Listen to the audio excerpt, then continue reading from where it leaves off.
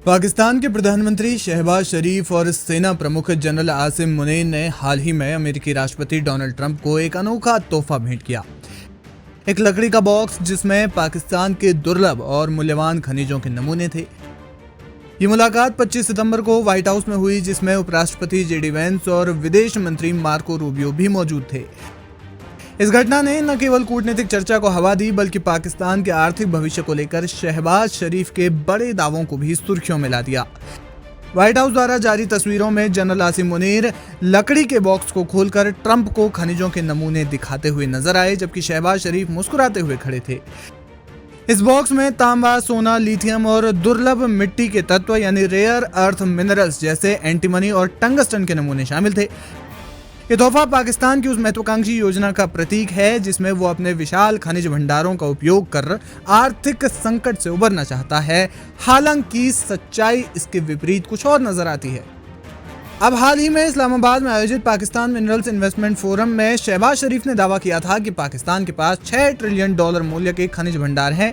इनमें तांबा, सोना, लिथियम, कोयला और दुर्लभ मिट्टी के तत्व शामिल हैं, जो इलेक्ट्रिक वाहनों, नवीकरणीय ऊर्जा और उच्च तकनीकी उद्योगों के लिए महत्वपूर्ण है। शरीफ का कहना है कि विदेशी निवेश और उचित नीतियों के जरिए ये संसाधन पाकिस्तान को अंतर्राष्ट्रीय मुद्रा कोष जैसे संस्थानों पर निर्भरता से मुक्त कर सकते हैं और देश को समृद्ध राष्ट्रों की कतार में ला खड़ा करेंगे।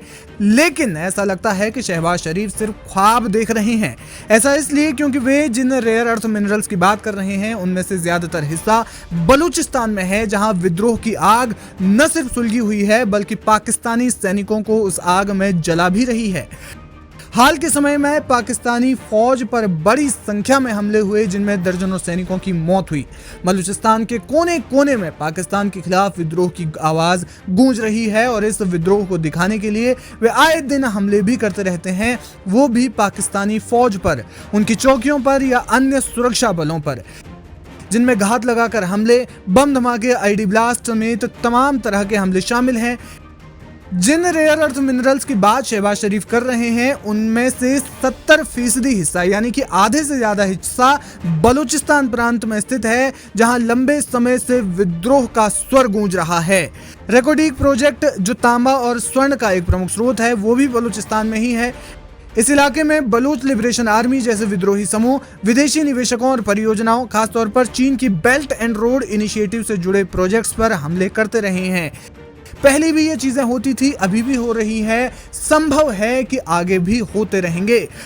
अगस्त 2025 में भी ऐसे हमले दर्ज किए गए जिनमें विदेशी कर्मचारियों को निशाना बनाया गया था। पाकिस्तान सरकार दावा करती रही है कि इन विद्रोही गतिविधियों को दबा दिया गया है, लेकिन जानकार मानते हैं कि बलूचिस्तान में सुरक्षा स्थिति अब भी अनिश्चित बनी हुई है। खनिजों का व्यावसायिक दोहन शुरू करने के लिए बड़े पैमाने पर बुनियादी ढांचे, तकनीकी विशेषज्ञता और स्थानीय समुदाय के लोगों की जरूरत होगी। कुछ अन्य खनिज जमा सिंध, पंजाब और खैबर पख्तूनख्वा में भी है, लेकिन इनका हिस्सा अपेक्षाकृत कम है, यानी कि 70% हिस्सा जो है वो बलूचिस्तान में है और बलूचिस्तान के हालात इस वक्त अच्छे नहीं हैं। पाकिस्तान सरकार के लिए ये हालात कंट्रोल करने, नियंत्रण में लाने के लिए बेहद ज्यादा उन्हें कठिनाई सामने आ रही है और यही वजह है कि बलूच लिबरेशन आर्मी के अलावा अन्य भी जो वहां पर दल हैं वो किसी न किसी तरह से पाकिस्तानी सेना को निशाना बनाते रहते हैं। शहबाज शरीफ व्हाइट हाउस में जो रेयर अर्थ मिनरल्स के नमूने लेकर गए, एक्सपर्ट्स इसे ट्रंप को चमचमाती चट्टानों से लुभाने की कोशिश बता रहे हैं, जबकि अन्य ने इसे ट्रंप कार्ड की संज्ञा दी है। आलोचकों का कहना है कि शहबाज शरीफ का $6 ट्रिलियन का दावा अति आशावादी है, यानी कि जरूरत से ज्यादा उम्मीद रखने वाला है और बलूचिस्तान की जटिल स्थिति को वो नजरअंदाज कर रहे हैं। देखना ये होगा कि अगर इस बीच में पाकिस्तान और अमेरिका के बीच कोई डील हो भी जाती है तो वाकई बलूचिस्तान से रेयर अर्थ मिनरल्स निकालना कितना मुश्किल पाकिस्तान के लिए होगा।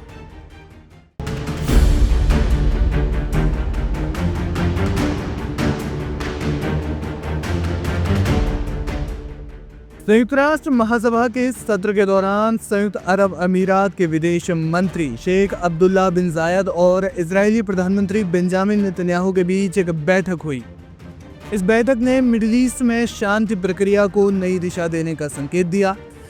बैठक के ठीक बाद यूएई राष्ट्रपति के राजनयिक सलाहकार अनवर गरगाश ने एक्स पर एक बड़ा दावा किया। उन्होंने फिलिस्तीन की जमीन पर इजराइल के कब्जे की फाइल को बंद करने की यूएई की निर्णायक स्थिति का ऐलान किया।